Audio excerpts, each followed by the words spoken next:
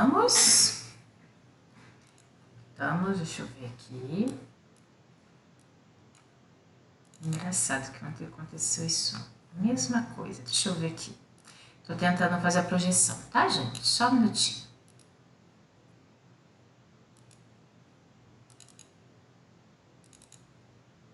Só um minutinho que eu vou...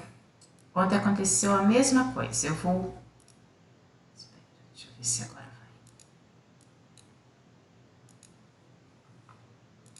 Estranho.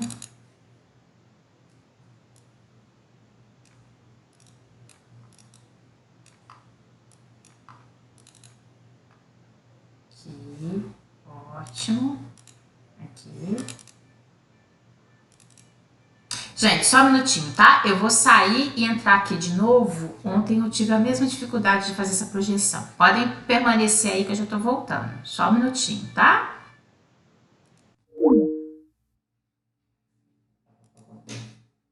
Não, pode deixar.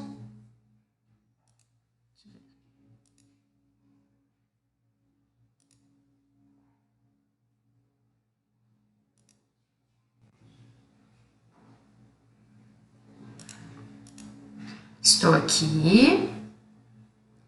Deixa eu... Aqui. Só um minutinho. Acho que agora vai. Isso. Ontem à noite aconteceu a mesma coisa. Não sei explicar por quê. Isso. Ok. Vou voltar lá nos próximos, mas não tem problema. Vocês estão me ouvindo, gente? Sim. Ah, obrigada. Valeu. Ok. Então, olha só.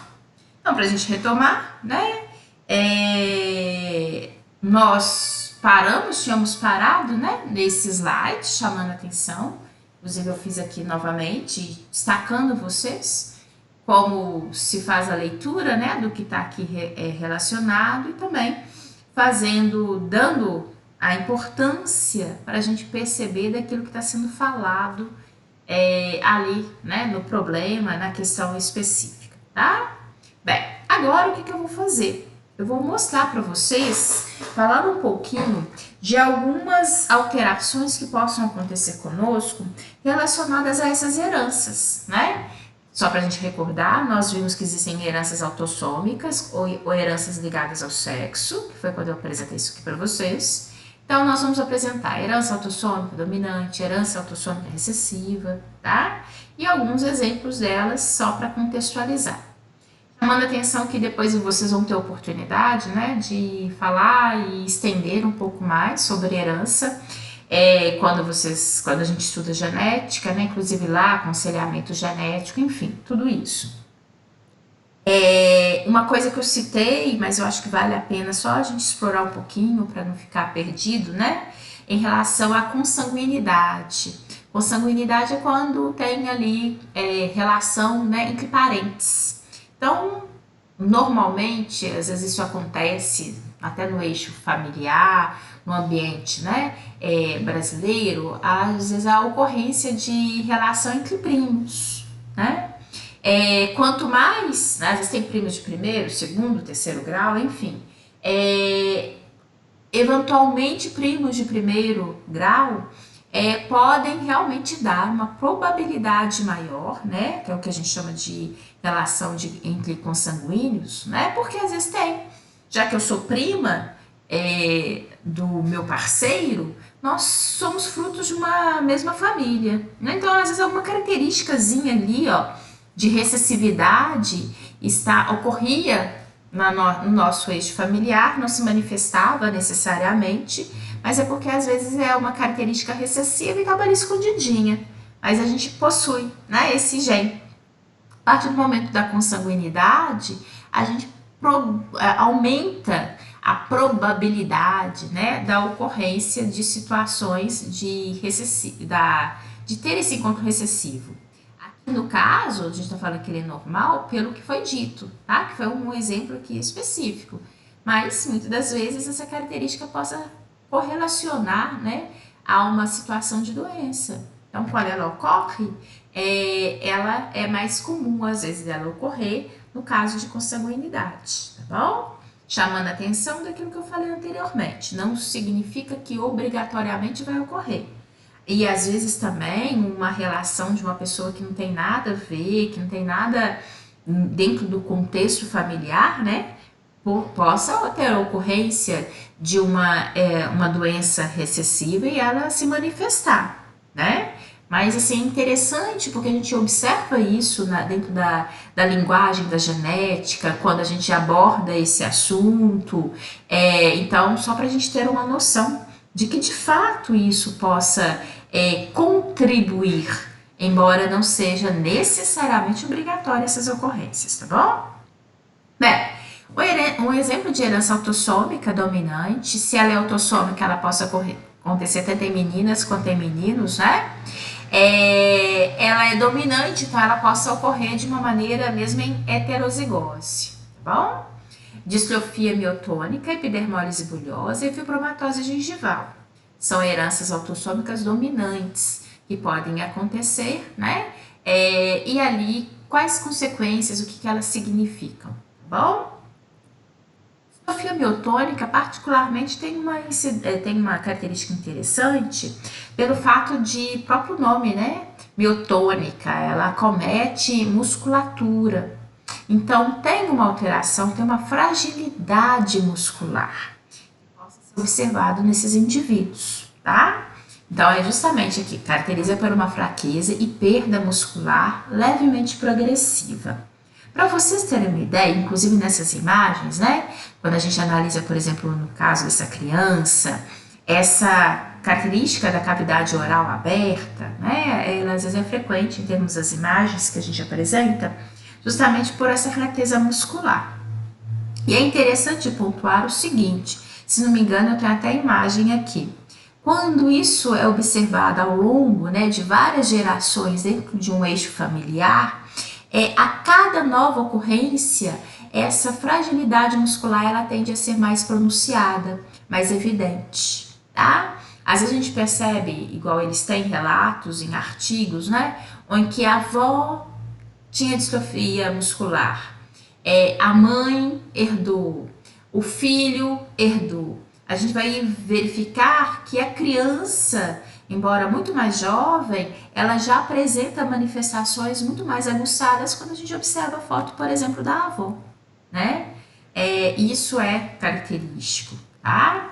Aqui, ó, no caso, também de artigo científico, o caso de 2 irmãos, ambos com distrofia miotônica, tá? E aqui chama a atenção de vocês por algumas características que tendem às vezes a serem mais frequentes, né?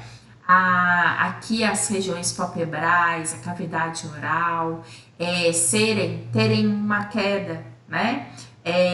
Na queda palpebral, uma alteração, inclusive com uma incidência maior da boca aberta, principalmente quando se trata em crianças, tá? Uma fragilidade da musculatura da região torácica, também da região do pescoço.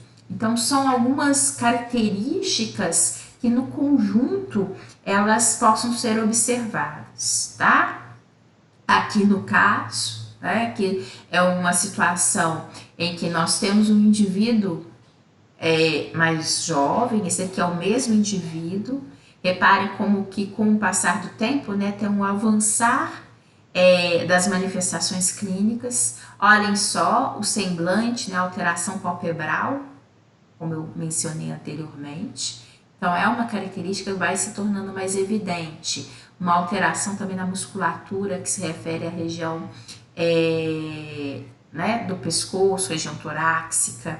Aqui nessa criança, né, ainda bebê, reparem vocês, mas já com essa distrofia pronunciada, normalmente quando se trata de bebês já com manifestações mais aguçadas, como eu falei com vocês, quando isso já vem, né, ocasionando ao longo de várias gerações nesse eixo familiar.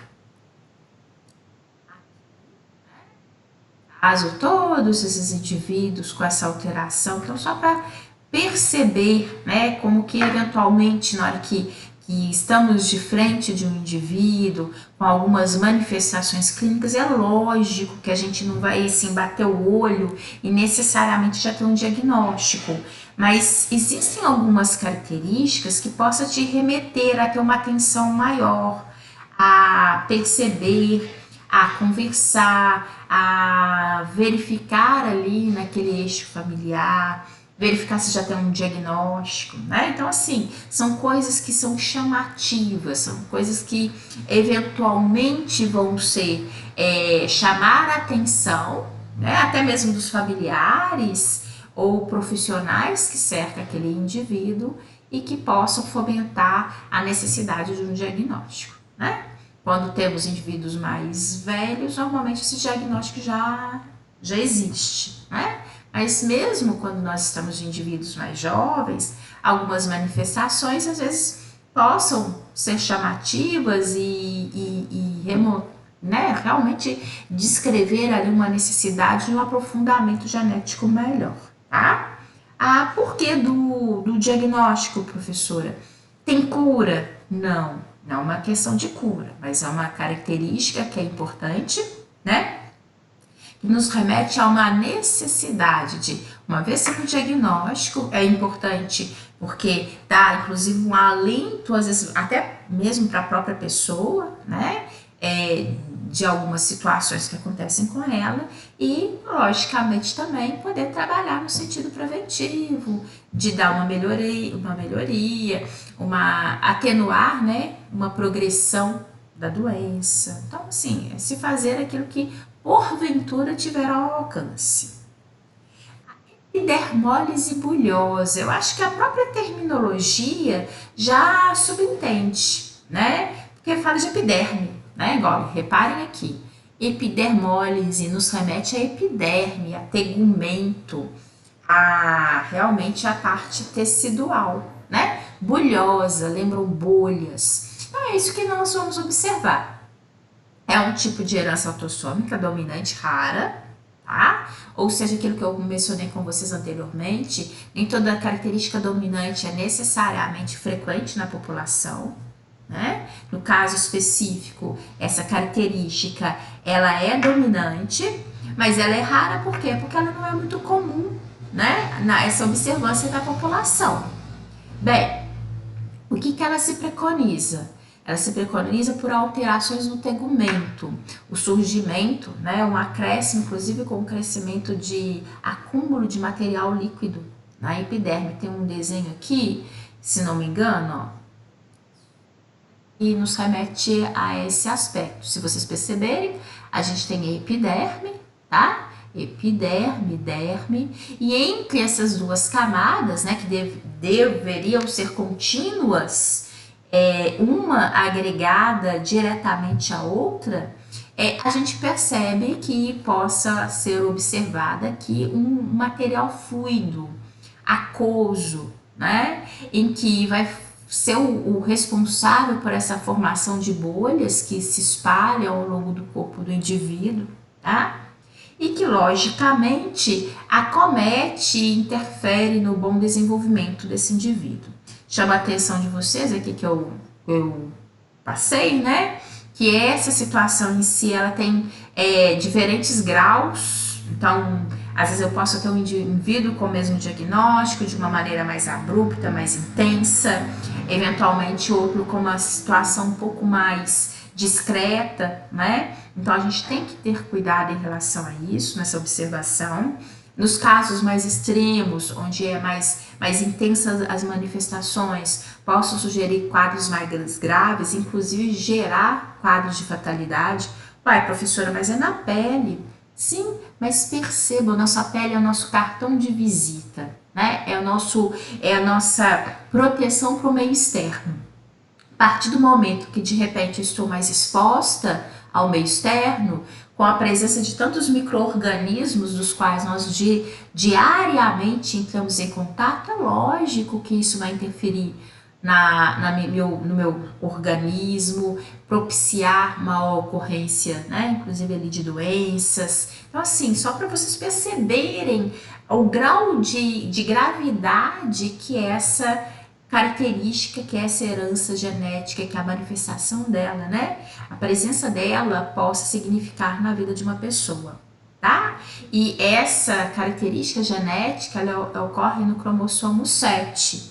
Se a gente lembrar, né, são 22 pares cromossomais e eles são numerados sequencialmente. Então, na hora que eu tenho ali o cromossomo 7, é um cromossomo autossômico e ele, né, a partir do momento que ele tem uma alteração ali, de repente ele possa significar uma epidermólise bulhosa, né? Aqui nessa imagem dá pra gente perceber, é uma mão infantil, onde nós observamos, né, essas até mesmo feridas, né, são aspectos desses ferimentos. Aqui no caso, né, nessas gêmeas, a gente observa isso ao entorno de todo o corpinho, né? Vocês imaginem o grau de dificuldade que não é para uma mãe nesse sentido, crianças que querem gatinhar, que querem brincar, que querem ir para o parquinho, né? E que tem, porque essas bolhas, elas estão aqui nessa região, mas elas estouram, né? Elas afloram, elas evidenciam, elas se tornam pontos de contato com o meio externo, né? Então realmente é uma exposição desse indivíduo, além do incômodo, né? Porque qualquer coisinha que a gente tem na nossa pele incomoda tanto, a gente tem aquela sensação de que a partir do momento que você machuca uma vez, está sempre encostando no mesmo local, que acaba sendo mais difícil, inclusive cicatrização, né? Vocês imaginem nesse contexto dessas observações e como que é difícil para uma mãe, nesse sentido, controlar, né? Porque essas crianças querem brincar, querem se expor e, na verdade, é importante que haja uma proteção para que essa área que acaba sendo mais vulnerável, né, elo de contato com o micro-organismo, para proteger essas crianças, tá?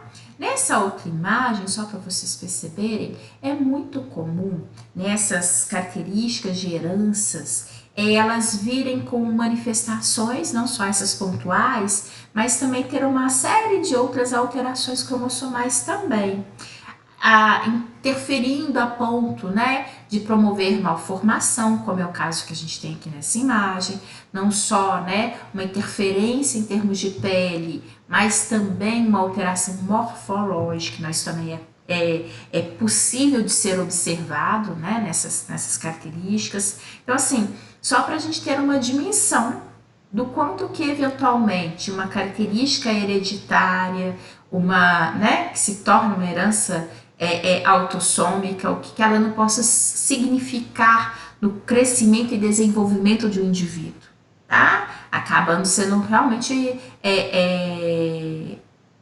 prejudicando a ele, né? Logicamente tem todo também um impacto social, acaba às vezes sendo chamativo, né? Do aspecto mesmo morfológico, as pessoas ficam com um certo receio. Então, assim, tem todo também um aspecto social que também possa interferir ali no desenvolvimento desses indivíduos, né? Então, isso também é importante destacar. Olhem só, aqui bebê, né?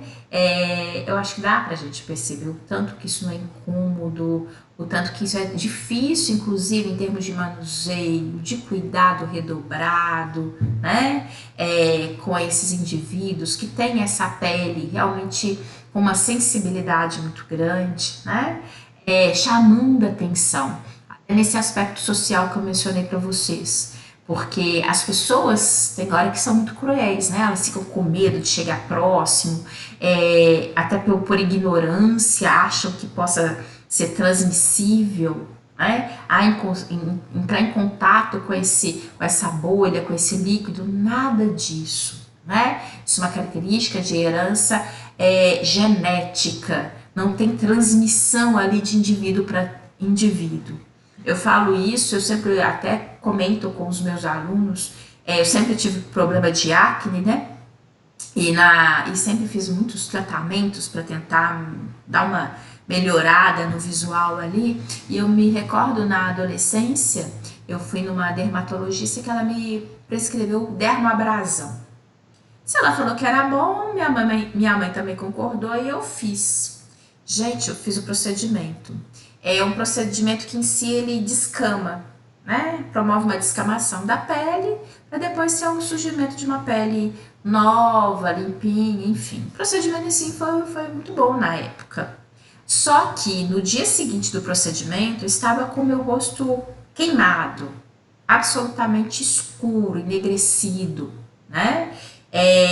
Realmente, você, para promover essa descamação, você atua na pele para que ela realmente possa descamar, mas ela fica com um aspecto, é um vermelho intenso, né? Um queimado, enfim. Só que eu estava na época escolar e ela não falou, né? Falou que era bom, mas eu entrei em detalhes. Eu fiz época escolar. E eu me recordo muito disso. Eu ia para o colégio pegando o ônibus, né? No ponto final do ônibus. E na hora que eu cheguei para ficar na fila, um senhor, literalmente, ele se afastou. Falo isso justamente porque às vezes são situações e é engraçado que a gente não esquece nunca, né? Isso foi na minha adolescência. Eu nem sei com precisão em termos de idade, mas eu não me esqueço que um senhor saiu da fila assim que eu cheguei, como resposta à minha fisionomia, que de fato era chamativo, né? Mas as pessoas ficam com receio, não sabem o que é aquilo, será que pega, que não pega?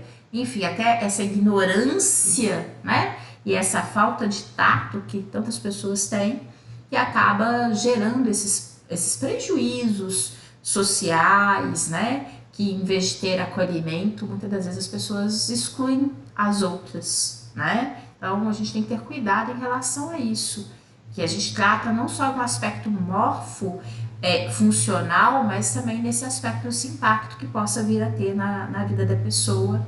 Por isso que também é muito importante o esclarecimento, a educação, né? A informação, tá?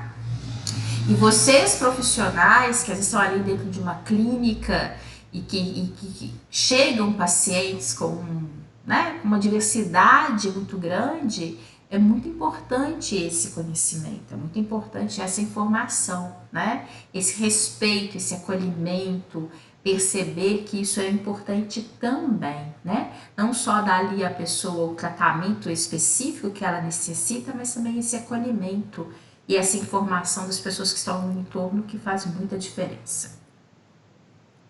Fibromatose gengival também é uma doença autossômica dominante e rara, tá? O que ela se caracteriza? Por uma alteração, logicamente, o próprio nome já sugere que é uma alteração na região da gengiva, né? Mas que alteração é essa? Chama a atenção de vocês nas imagens, olha, tanto aqui, né, como nós podemos observar, a incidência dessa camada gengival que vai sobressaindo em direção aos dentes, a estrutura dentária. Bem, isso é relacionado a uma alteração no cromossomo 2, tá? Também é conhecida como elefantíase gengival, por esse aumento tecidual, né? Em que vai sendo progressivo e que vai gerando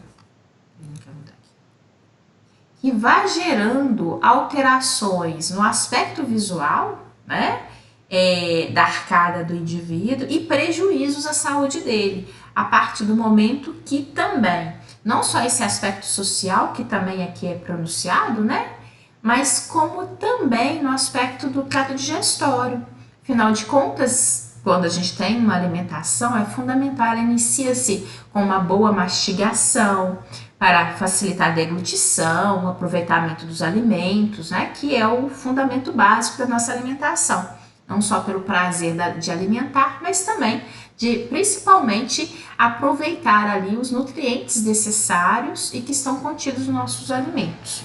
Então, uma mastigação adequada, ela é fundamental para uma boa saúde do trato digestório, né? E aqui no caso específico, com o comprometimento da arcada, porque se vocês perceberem, isso, né, vai gerando a médio e longo prazo a perda dessa dentição. Pessoa, e também imagina o incômodo, né, para mastigar, então tem um prejuízo também nesse sentido, tá bom? Então isso é importante a gente destacar. além da estética, desse comprometimento também do envolvimento social, pessoa, né? Em termos de perceber a importância dela, o sorriso, enfim, tantas coisas que relacionam-se ali ao dia a dia das pessoas, né?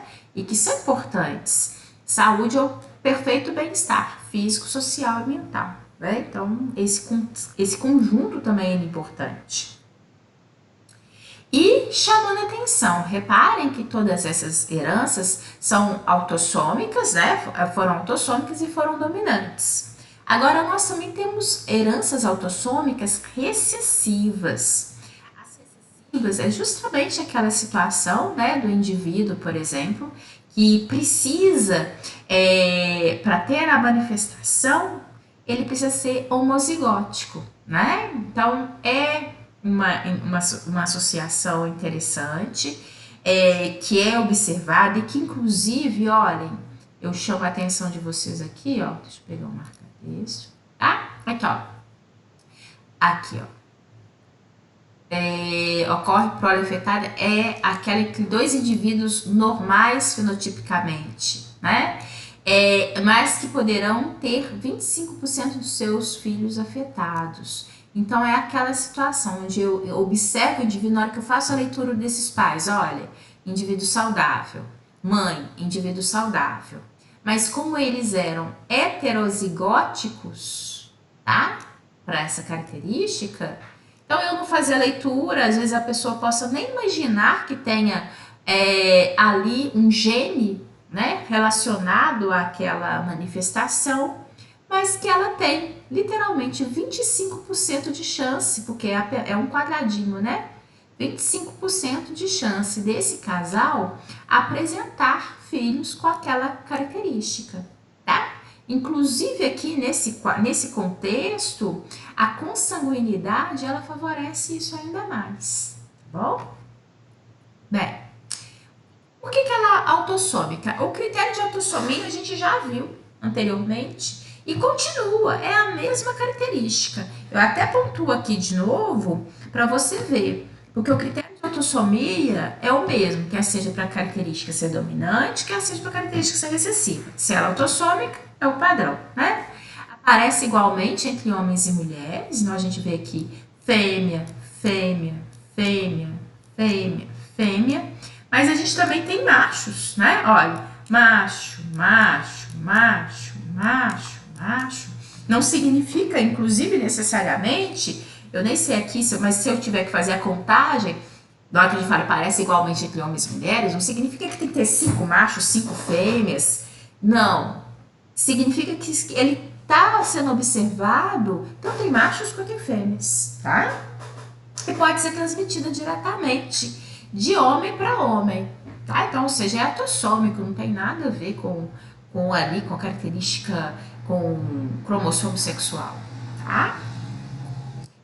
Ela é recessiva, por quê? Vamos analisar, vamos verificar, inclusive aqui no heredograma, tá? Olha, vou diminuir aqui, no heredograma. Percebam, essa F1 aqui, eu não tenho ninguém afetado. Aí eu chego no F2, olha, eu observo que tem um macho aqui afetado, eu tenho uma fêmea afetada. Próxima geração, que é F3, nossa, não tenho ninguém afetado. Geração F4, olha, eu tive um menino afetado. Então, é literalmente a característica o fato de ele ser recessivo, né? Na hora que a gente analisa o heredograma, por exemplo, naquele aconselhamento genético que eventualmente possa ocorrer para um determinado casal, na hora que aquele casal chega para o profissional e vem contando, né, aquele histórico familiar, como eu falei com vocês, a gente não está ali contando fofoca, não. A gente está ali numa situação ética mesmo. Mas tudo aquilo que eu souber, tudo aquilo que o meu parceiro souber a respeito do que já aconteceu na família dele, nós devemos contar para esse profissional que está montando essa árvore, né, esse heredograma. Por quê? Porque é importante, às vezes, uma característica ali que a gente lembre, que a gente possa falar, possa ajudar, né, na explicação e no entendimento. Bem, então, uma característica recessiva, ela não ocorre em todas as gerações. é o que a gente fala que ela dá salto de geração, né? Ela ocorreu aqui na F2 e ela aconteceu na F4.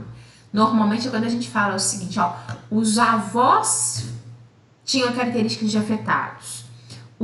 A gente não observa isso entre os filhos, né? Que seriam os nossos pais. E de repente agora é manifestado na minha geração, quer seja comigo, com meus filhos, com os meus primos diretos. Então, é essa leitura que se faz, tá bom? A característica acontece entre irmandades, ou seja, entre irmãos, e não necessariamente entre os genitores. É isso que eu acabei de falar, olha, ocorre na geração. Então, essa geração, ela tem probabilidade de ocorrer essa característica, né? Mas na hora que a gente olha para o passado direto, por exemplo, para os pais, eu não percebo nenhum desses pais com característica afetada, tá? E os genitores dos afetados, frequentemente são consanguíneos. Então, é aquilo que eu até chamei a atenção de vocês anteriormente. Olha, não significa que é obrigatório de forma alguma, tá? Porque isso não acontece só em consanguinidade, não. Mas, por exemplo, muitas das vezes a gente pode observar aqui, ó, que entre esse macho e essa fêmea poderia ser indicativo de que eles sejam consanguíneos, ou seja, significa a relação entre primos, né? Bem, aqui, quais que são dois exemplos clássicos, né, que a gente possa observar dentro dessa herança autossômica recessiva, que é a cromatopsia, que é a cegueira diurna, e a fibrose cística. Tá? Vocês vão ver que são situações em que possam ocorrer, em que tem essa característica, né, de ser herdada, de estar presente, às vezes na geração dos netos, aquilo que foi observado entre os avós, em que, né, possam ser relatados aí. A cromatopsia, que é a cegueira diurna, é a dificuldade da observância de cores, tá? E ela é mais pronunciada durante o dia, porque o indivíduo tem uma fotofobia, né? A luminosidade para ele, na verdade, isso às vezes o indivíduo ele tem essa dificuldade de observância de luminosidade, né? Quando tem uma oferta de luz, ele tem maior dificuldade na visão. E isso é atenuado no período da noite, que aí ele consegue, inclusive, ter uma observação melhor da distinção das cores. Então, até colocando aqui para vocês que é o que acontece. Durante o dia, né, o indivíduo tende a ter uma dificuldade na distinção das cores. Então, por isso que a gente fala, não é que ele é cego, né? Não é que a pessoa não vai enxergar, tá? Mas ela tem uma dificuldade na distinção das cores. O passo que, eventualmente, no período noturno, isso é atenuado e aí a pessoa consegue ter uma distinção melhor, tá bom?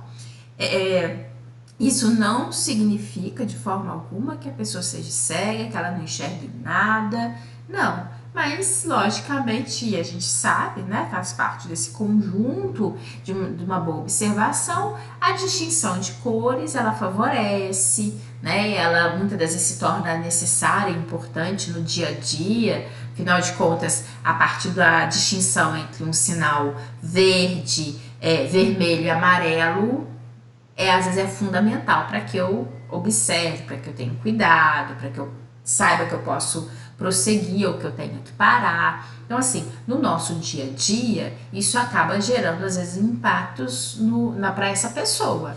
Mas não significa, mesmo porque nós conseguimos muito, né? Até a resiliência de realmente nos adaptar às diferentes situações. Então, as pessoas acabam conseguindo fazer a leitura e conseguem também ter ali a leitura, inclusive, dessas situações. Mas, essa distinção, né? Ô, fulano, olha só, é isso que tá aqui em vermelho, olha. Né? Tem uma hora que a gente vai fazer essa menção muito clássica no nosso dia a dia, a pessoa tem a dificuldade dessa distinção, dessa observação, tá bom? Bem, a fibrose cística, a fibrose cística é essa tem uma pegada ainda mais comprometedora, tá? Porque ela incide numa frequência, as pessoas começam a ter uma produção maior de muco, tanto no ambiente condutora, né, do sistema respiratório, quanto também ali no ducto presente no pâncreas. Então, eu vou mostrar a vocês, né? Ela é uma característica que promove, então, alterações, né, problemas e prejuízos, doenças pulmonares e insuficiência pancreática, tá? Exócrina, ou seja, no que se refere, inclusive, ao sistema digestório. Ela promove prejuízos ao pâncreas, tá? Afinal de contas, ele é responsável por produzir, né, enzimas que são direcionadas, lançadas na nossa região de duodeno, enfim, fazendo parte de todo aquele processo do sistema digestório, né? E a fibrose cística, ela está relacionada, né, a um cromossomo autossômico e, inclusive, também a uma alteração estrutural no cromossomo 7, tá? Então, mais uma vez, pontuando pra gente, que como são 22 pares, numerados sequencialmente, essa é uma alteração no cromossomo 7. Na hora que fala aqui no braço longo, eu nem estou me atendo a essas características, né? Mas, enfim, isso vai fazer, ou quem, né, já fez genética sabe, que tem a ver com as alterações que são possíveis a gente apresentar. Eu até já mencionei isso aqui hoje no início da aula, na hora que eu apresentei o cariótipo, o cariograma. Ter 23 pares cromossomais é característica da nossa espécie humana, mas tem indivíduos que possam vir a ter mais, tem indivíduos que têm menos cromossomos, isso incide em alterações que são síndromes, e existem também alterações que nós denominamos estruturais, que são, eu faço a leitura, existe a leitura dos 23 pares cromossomais, mas pode ser que um determinado cromossomo, como é o caso aqui relatado, né, no cromossomo 7, ele tem uma alteração, né? Às vezes ele tem um aumento ou uma diminuição, uma deleção. Então, são características que, porventura, possam estar associados a nós, né? Por essas heranças que nós podemos adquirir, né? Em relação ao nosso eixo familiar, tá bom? Então, aqui, ó, inclusive aqui chamando a atenção, tem a unidade cromossomal, eu tô até colocando aqui pra gente, né, que se refere ao cromossomo 7, e que aqui, né, é uma alteração que a gente fala do braço longo do cromossomo, né? Então, é uma alteração no gene relacionado e é perceptível e tem esse impacto aqui. O que ela comete? Eu gosto até dessa imagem, porque ela demonstra para o meu aluno essa característica que é interessante, né? Que é o acúmulo de muco, o acúmulo de secreção nas vias condutoras do sistema respiratório. Só para a gente recordar, né? Processo respiratório entra pela cavidade nasal, faringe, laringe, traqueia, né? Brônquios e bronquíolos. Então, vai tendo toda essa via condutora que vai se aproximando, chegando cada vez mais próximo do local de troca gasosa, que é a unidade alveolar. E mais precisamente aqui dentro, que vai se tornando condutos mais finos e delicados, vocês imaginam a ter aqui um aumento de muco, né? Na parede dessas vias condutoras. Então, ele dificulta a passagem do ar, dificulta a chegada de ar até as unidades alveolares, comprometendo, né, demais a troca respiratória, comprometendo a qualidade respiratória e, consequentemente, a saúde desse indivíduo, né? Aqui, ó, também se relaciona ao pâncreas, né? Lembra que eu chamei a atenção? Porque ele fala a porção condutora do pâncreas exócrino, né? Só lembrando aqui, pâncreas é uma glândula mista. Tem tanto a porção exócrina, que a gente está mencionando aqui, quanto a parte endócrina, que o pâncreas é o local da produção de hormônios, né? A insulina, o glucagon, né? A somatostatina, enfim. E que aqui, quando a gente fala dessa porção exócrina, são justamente aquelas enzimas, né? Enzimas digestivas que são produzidas, enzimas pancreáticas que são produzidas pelo pâncreas e que são lançadas no duodeno, que é a primeira porção do intestino delgado, né? Que é importante, ajuda a proteger esse local da acidez, afinal de contas o alimento está vindo do estômago, né? Com os ácidos gástricos, então é importante, ele vai ajudar a neutralizar, ele vai trabalhar com o alimento.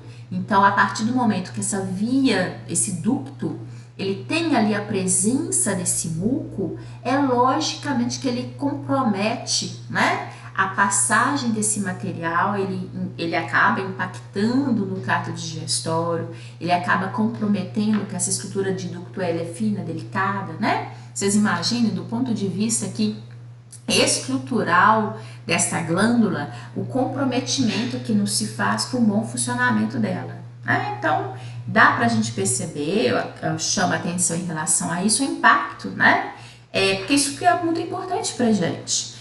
Que a gente consiga entender esse aspecto, né, do que se refere, o que significa herança genética, o que significa autossomia, dominância, recessividade, e mais do que isso, colocar todos esses conceitos numa situação prática, né, poxa, o que significa essa herança? Quais os impactos, a qualidade de vida desse indivíduo, o que eventualmente ele vai ser mais susceptível ali no seu dia a dia, porque afinal de contas o que a gente mais quer, né, é poder ter vida, saúde, tranquilidade para a gente tocar o barco e seguir adiante, né? Então esse comprometimento, impacto disso, né, não é só saber que existe, que tem, que é uma herança, né, o impacto disso na vida daquele paciente, porque, como eu falei com vocês, eventualmente isso não tem uma relação direta, mas de repente vocês ali dentro de uma clínica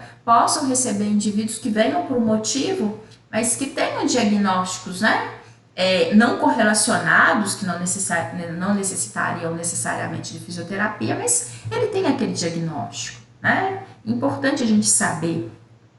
E, logicamente, tudo aquilo que se impacta do ponto de vista respiratório do indivíduo, impacta no dia a dia, nas suas atividades, na sua possibilidade de execução de movimentos, né? Isso tudo, logicamente, imagina. Nosso dia a dia, a gente constantemente, para tudo que a gente relaciona, para tudo que a gente faz, ele está diretamente relacionado a essa necessidade de respirar de uma maneira adequada, né? A partir do momento que eu gosto dessa imagem, que se vocês observarem, aqui o autor, né, só fazer um gancho, aqui está um desenho, mas um desenho pormenor, né? O autor colocou para gente uma via condutora saudável, de um indivíduo normal, onde eu tenho uma parede, deixa eu pegar aqui, uma parede saudável, né, dessa via condutora, relativamente fina, né, permitindo aqui um fluxo adequado do ar.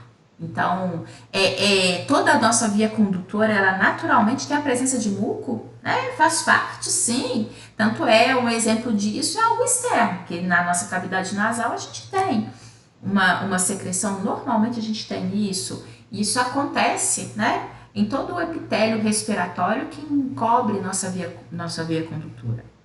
Entretanto, isso ocorre, e é até bom, faz parte do papel de umidificar o ar que está chegando até o nosso pulmão, mas isso tem um limite, né? Isso acontece de uma maneira natural e satisfatória. A partir do momento que essa alteração promove o que a gente chama de fibrose cística, como que vai haver nesse aumento da produção do muco? Havendo uma alteração na parede dessas vias condutoras. Então, nessa imagem, dá pra gente ver, porque o autor, ele coloca pra gente, né? Reparem a parede dessa via condutora, como ela está muito mais espessa quando comparada a essa do indivíduo saudável, normal, né? Muito mais espessa, e teremos a partir daqui, na verdade, o que ela vai ter? Ela vai se dilatar, né? E ela vai ter um aumento da produção do muco, que está representado, por exemplo, aqui, ó, nesse ambientezinho aqui, tá? Nessa camada mais externa. Que, inclusive, quando eu tenho uma maior presença de muco, eu aumento a chance de ter processos infecciosos, né? Afinal de contas, ele funciona ali um microambiente de cultura, né, com muco, e logicamente nós estamos susceptíveis a micro-organismos que incidem sobre o nosso corpo, então isso daqui é uma característica que possa ser observada, né? E aqui dá para vocês verem, diminui muito o que a gente chama de luz ou lúmen, né? Que é esse ambiente aqui, ó, de passagem do ar, né? Então ele vai comprometer a chegada de ar até as unidades alveolares. Vão chegar menor quantidade, aí a pessoa tem a manifestação do cansaço, né? Vou fazer uma caminhada que não seria indicativa, mas eu vou ter dificuldade, né? Eu preciso de subir um lance de escada, vou chegar lá absolutamente exausta, exaurida, enfim, em função disso. Então, isso gera impactos além, lógico, processos infecciosos, sugestivos maior de incidência inclusive de pneumonia, enfim, é uma incidência muito maior, um comprometimento que se torna uma realidade na vida desse indivíduo, que ele acaba sendo muito mais susceptível, né? Aqui eu gosto de mostrar isso para vocês, porque é uma maneira diferenciada que às vezes os autores têm, além daquele heredograma, né, onde eu coloco o macho, a fêmea, seus filhos, né?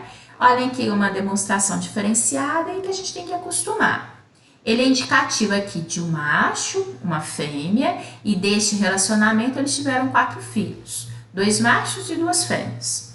Mas logicamente que aqui a gente não quer fazer só essa leitura. O que é importante a gente perceber? Porque essa leitura é justamente da herança da fibrose cística. A gente tem um macho que está indicativo aqui dele ser heterozigótico. Como que eu faço essa leitura? O autor nos demonstrou através das cores, a camisa desse pai, né? E ele até me fala que ele é portador do gene, ou seja, ele é um indivíduo saudável, mas ele é portador. E a mãe é da mesma forma, ó, ela é saudável, mas ela também é portadora. Ou seja, esses indivíduos são heterozigóticos. São indivíduos saudáveis, mas heterozigóticos para fibrose cística. Então, vou dar aqui um exemplo, tá? Ele seria azão-azinho e ela seria um azão-azinho. Só pra gente fazer essa leitura.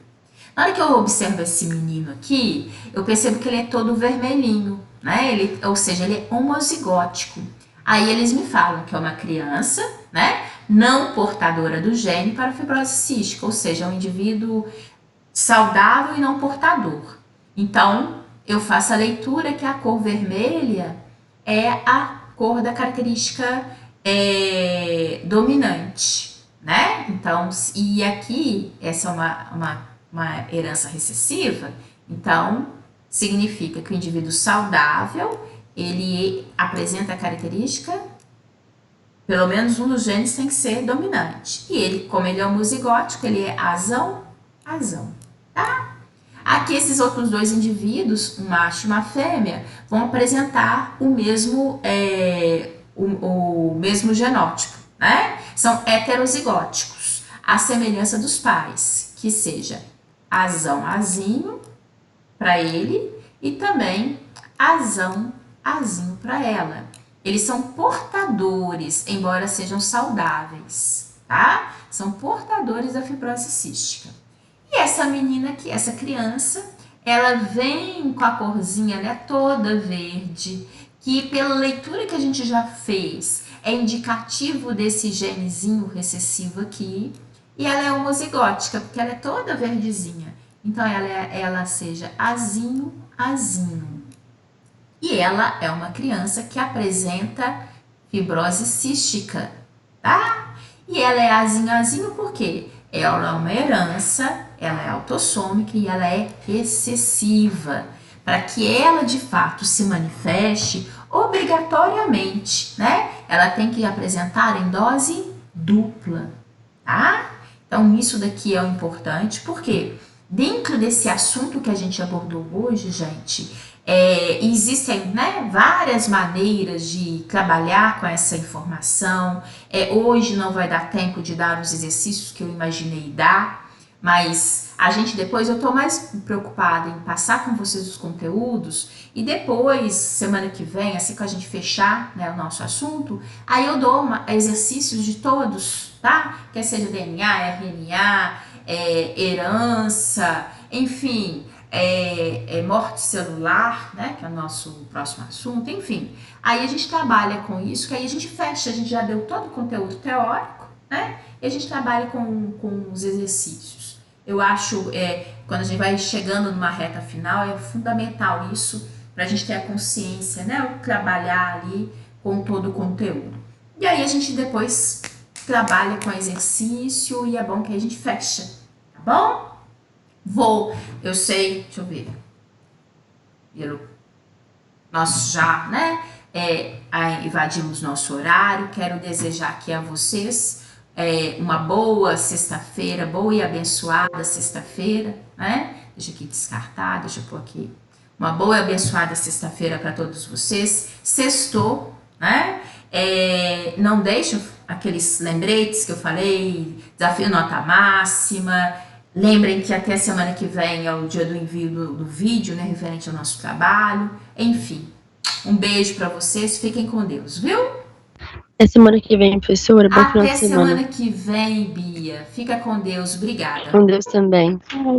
Beijão, gente, que bom. Agora vocês estão. Tô ouvindo a voz de vocês. Alexandra, Aline, Bia, Tayane, Débora, Fabiane, Glenda, Ellen, João Pedro, Leandro, Lívia, Marcelo, Marcos, Melina, Miriam, Nicole, Poliane, Rayane, Sabrina, Vitória. O Moisés estava também. Beijão para vocês. Fiquem com Deus. Se cuidem. Com Deus, Lu. Tchau, gente. Se cuidem. Com Deus. Tchau, Melina, Daiane. Se cuidem, gente.